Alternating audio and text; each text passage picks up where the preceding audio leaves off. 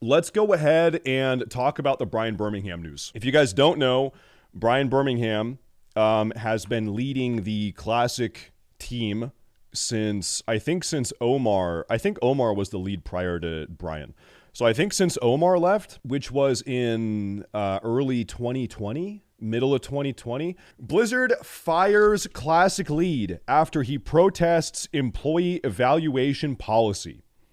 There is some drama going on here. One of the World of Warcraft Classic's lead developers was fired by Blizzard after protesting an employee evaluation policy, according to a report by Bloomberg. Brian Birmingham, who is the lead engineer on WoW Classic, refused to give an employee a low evaluation in order to meet a quota introduced by Blizzard in 2021. The process is called stack ranking, requires managers to give about 5% of their employees a low performance evaluation to fit on a bell curve of relative performance. According to Activision Blizzard, sources inside of Activision Blizzard, who spoke to Bloomberg, a low rating reduces an employee's profit-sharing bonus and could hamper them from receiving raises or promotions in the near future.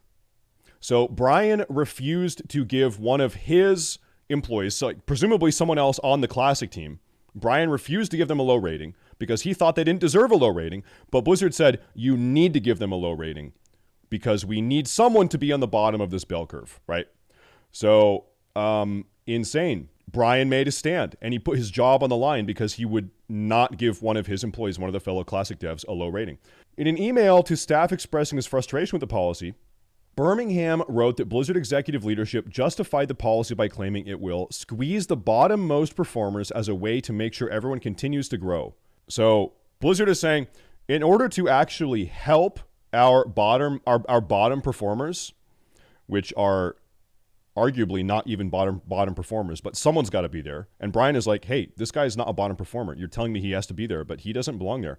Blizzard is saying, we've identified bottom performers, and in order to help them grow, we're going to categorize them. We're going to let them know, hey, you're in the bottom 5% of our employees, and we're going to limit your financial options and advancement options within the company in order to motivate you to do better. Is pretty much what it is. Amazing policy. He also said that he was asked to keep the policy secret from his employees. Imagine you're working at a company and you're never getting promoted and you're never getting pay raises and you're just sort of treading water and you're like, what's going on here? And then you find out, oh yeah, we have a secret policy where people are identified based on quotas and placed in the bottom 5%, and then that completely hampers your ability for upward growth. And guess what? You're there. It's like, oh, okay, I guess it makes sense why I've seen no growth in the last 3 years working at this company. Amazing. Amazing policy, and it's supposed to be kept secret. Like the people that are being placed in this category are not supposed to know about it. Insane. In practice, Birmingham believes that stack ranking encourages competition between employees, sabotage one another's work, a desire for people to find low-performing teams that they can be best performing worker on, and ultimately erodes trust and destroys creativity. Probably true. Blizzard is like trying to have it both ways. How is Blizzard going to say that by placing people on these teams in this bottom 5% category, how is that going to motivate them to do harder if they don't even know that they are there? If they're not even being told that they are in that category, how are they going to be motivated to perform better if they're not even aware of the status, right? Stack ranking has received continuous criticism since General Electric popularized it in 1980. In 2012, Vanity Fair reported that stack ranking pit Microsoft employees against each other, incentivizing them to sabotage projects and withhold information out of fear of impacting their rank. Microsoft stopped using the system in 2013. In the letter to Blizzard staff, Birmingham wrote that if the policy isn't reversed, the Blizzard Entertainment he works for doesn't exist anymore. Damn. And as for why he's protesting it now, Birmingham wrote that he and other WoW managers have been able to work around the quota for the last 2 years, but that he has now required to drop an employee's ranking to hit the quota. According to Birmingham's email, others in WoW leadership asked if they could meet the quota by giving themselves a poor rating, but were told they couldn't. Wow. Do you know what that means? There were people in leadership, maybe even Brian himself, that said, I don't want to give my employee a low quota rank, so I will take the low quota rank. I'll take the hit because my employee does not deserve this. That's what that means. Maybe it was Brian or maybe some other leader, person in leadership position at Blizzard. Wow. Before sending the email, Birmingham reportedly told a large group of employees that he planned to resign. An HR representative spoke to him to confirm his resignation, and he told them that he wouldn't work as long as the policy remained in place. He was then terminated, according to his email. A Blizzard spokesperson told Bloomberg that the evaluation process is designed to create excellence in performance and ensure employees who don't meet performance expectations receive more honest feedback. But also, by the way, don't tell them. We want them to have honest feedback and perform more highly, but also we're not going to tell them. Differentiated compensation and a plan on how to best improve their own performance. In a Twitter thread posted after the Bloomberg report went live, Birmingham, and we're going to read that here in a moment, Birmingham said he hadn't intended for the story to go public, but since it has, he wanted to set the record straight. He confirmed that he's no longer employed by the company, but said that he'd return if he could in order to fight the stack ranking policy from inside. He also believes that the policy came from upper management at Activision Blizzard above Mike Ibarra. So Mike Ibarra is now the acting president at Blizzard. He has taken Mike Morhaim's position. Mike Morhaim stepped down as president probably 3 or 4 years ago. So Mike Ibarra is president now. We're going to read through the entire thread soon. Birmingham goes into this on his own personal Twitter. We at Blizzard pushed back pretty hard in 2021, and I truly believe we had reversed the developing quota policy, Birmingham tweeted. When the sexual harassment lawsuit was revealed later that year, we saw some changes following that as well, and it felt like we could make an impact on ABK policies. So ABK is the company that, I'm pretty sure it's the company that owns Blizzard. It's Activision Blizzard King. Okay, so ABK is like the umbrella, and Blizzard is underneath that umbrella. King is makes a lot of mobile games, like I think like Candy Crush. Activision is Call of Duty, stuff like that, and Blizzard is Blizzard. They're all part of the same entity. The realization that there's still just a minimum quota for developing, despite our objections and sternly worded letters, leads me to believe that I was operating under an illusion. I hope Blizzard's positive culture can overcome ABK's poison, but it isn't succeeding in doing that yet. I bear no ill will toward my former colleagues at Blizzard Entertainment.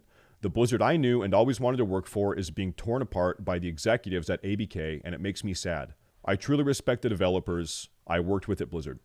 Brian Birmingham taking the high road. Despite everything, Birmingham said he'll continue to play Blizzard games, but I can't participate in a policy that lets ABK steal money from deserving employees, and I can't be made to lie about it either. He also said he was surprised to see the Bloomberg story about his dismissal and that he did not provide the email it cited in its report. He believes the quotes are true and accurate. However, he says he didn't talk to the reporter or provide the email. Okay, so there's that. This is the PC Gamer article. Now I want to actually step in and start reading his tweets. He went off on a tweet tirade. And then we also have another classic dev. A lot of you guys know this is Aggrend. If you're a classic gamer, we know him. We're going to get his take on this stuff too. Brian starts off, I wasn't intending to make any of this public, but apparently it's in the news already, so I'd at least like to set the record straight. I am no longer an employee of Blizzard Entertainment, though I would return if allowed to, so that I could fight the stack ranking policy from the inside. I was told the forced stack ranking policy is a directive that came from the ABK level, above Mike Ibarra, who's the president of Blizzard. I don't know for sure, but I suspect it's true. Everybody at Blizzard I've spoken to about this, including my direct supervisors, expressed disappointment about the policy. For those who don't know, ABK is the parent company formed when Activision Publishing expressed their interest in buying World of Warcraft from Vivendi in 2008. Do you remember? It was actually during Wrath of the Lich King back in the day in 2008, 2009, when Activision acquired Blizzard. Remember that. Blizzard's market value was enough that Activision Publishing could not buy it outright. Instead, they arranged to form a new company called Activision Blizzard, which would own Activision Publishing and Vivendi's game division, including Blizzard Entertainment. Vivendi had over 50% of the shares of Activision Blizzard at the time. In creating Activision Blizzard, they needed an executive, and Bobby Kotick, and we love Bobby Kotick, from Activision Publishing was selected as the new CEO of Activision Blizzard. Mike Morhaim, still president of Blizzard at the time, reported up to Bobby Kotick's staff at Activision Blizzard. Bobby and an investor group staged a hostile takeover, meaning they bought up more than 50% of Activision Blizzard shares. That's so Bobby. There's no actual violence in a hostile takeover, despite the name. Thank you for clarifying that, Brian. Can you imagine, like, Bobby kicks the door open, he's like dual-wielding submachine guns? I'm taking over! It's Bobby Kotick here, and dissenters are going to be killed. And he's like popping rounds off. I forget which, many Blizzard employees died in the hostile takeover, the 2008 Bobby Kotick hostile takeover. A lot of people died. I forget which year this happened, but it resulted in greater control. Activision Blizzard then acquired King, becoming Activision Blizzard King, or ABK. ABK was then a parent company of 3 different companies that they owned: Activision Publishing, Blizzard Entertainment, and King. King is most notable for a lot of their mobile games. Some of the world's biggest mobile games are made by King. So unless you're a mobile gamer, maybe you've never played any of them. If I recall correctly, IIRC, the first year we were asked to meet a specific quota of developing ratings was in the 2020 evaluations across the winter of 2020 and 2021. If I recall correctly, this was also the first year that they tried to unify the review/appraisal systems across all 3 child business units. Activision, Blizzard, and King all had similar appraisal processes by this point, and ABK wanted to unify them into one. Presumably, this was the motivation for enforcing a 5% developing rating. To be clear, you do not want to be in the 5% developing rating. That is the axiom of all of the drama we're talking about today. You do not want to be working at ABK and considered a bottom 5% developing. Pretty much what that means, so I can give you a visual here. This is a bell curve. That's a pretty bad one. This is a bell curve. If you are in the bottom 5%, they're saying Blizzard or ABK is saying, hey, listen, as an employee, you are right here. That's a problem.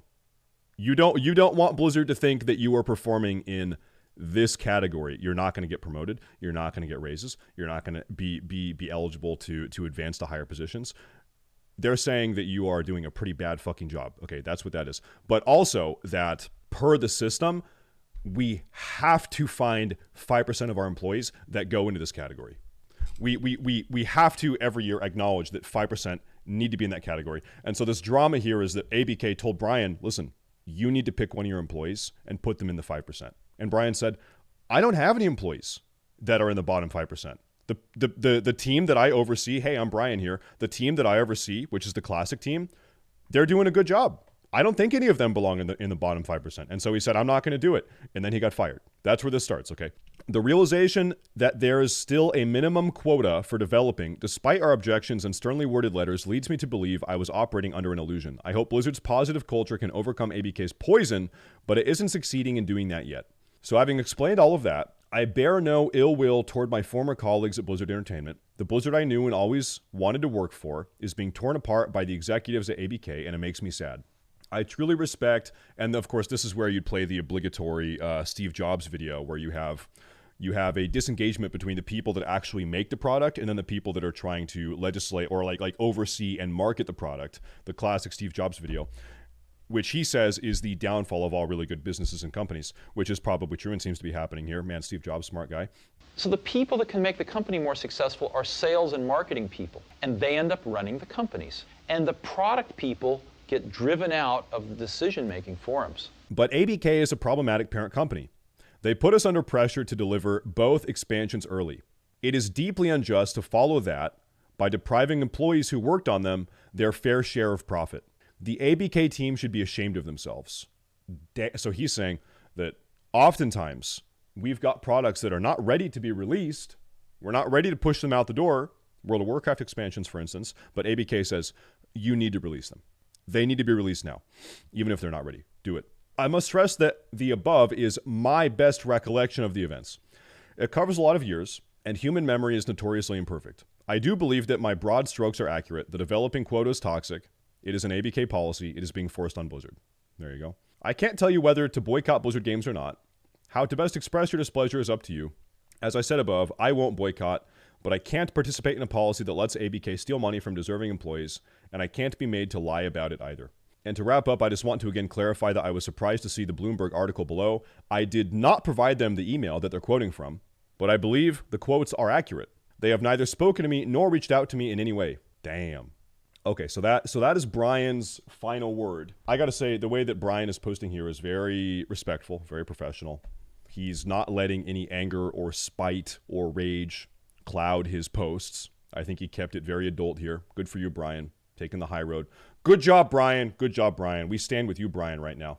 Then you have AggrendWoW, who also works on the classic team, and he decided to post a couple things here. And I don't know if this is for certain.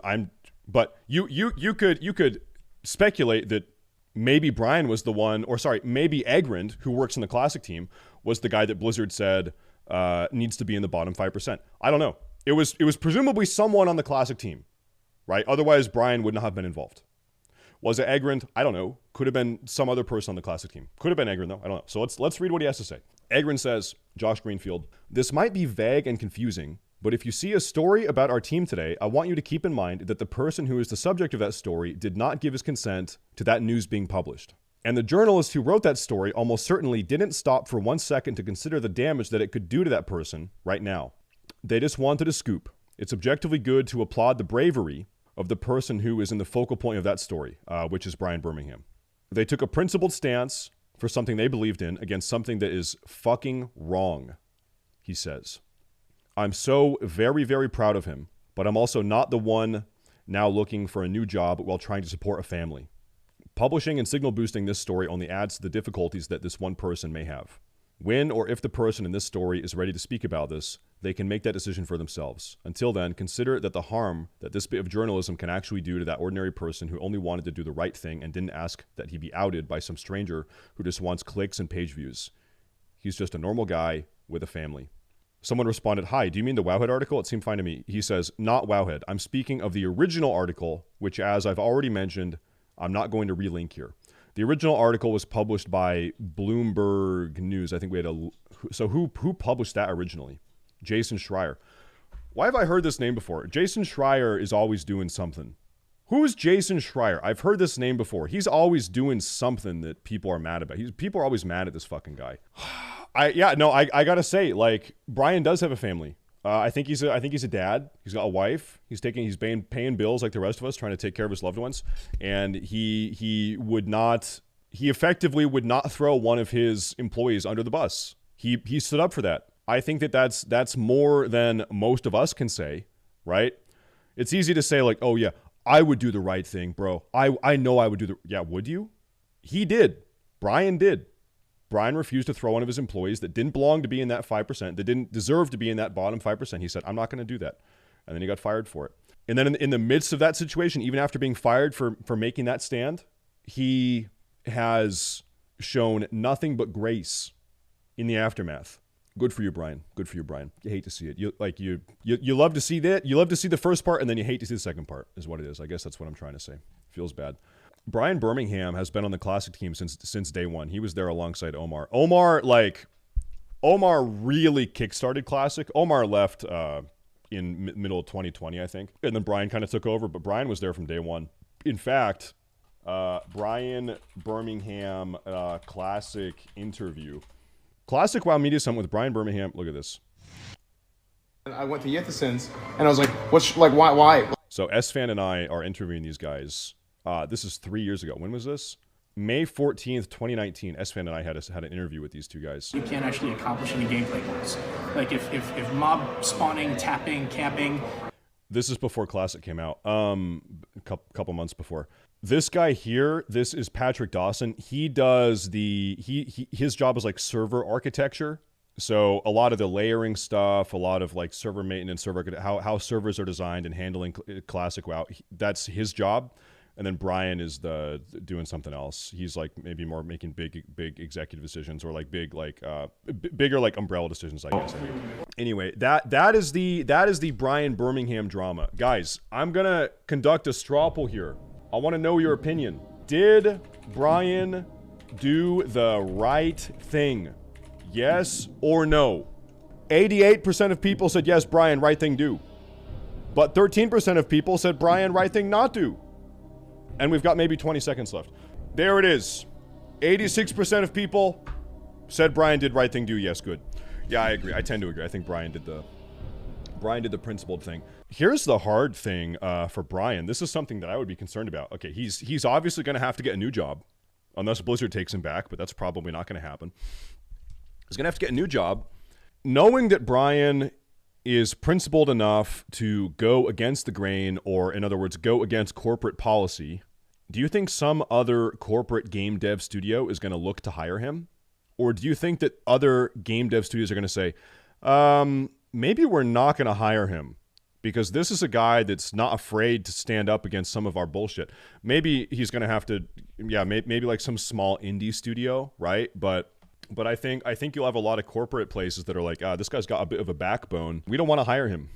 We want subordinates. We don't want people with backbones. We want subordinates that will do whatever we say. Just doing my job. I'm just doing my job. That's what they want. So maybe.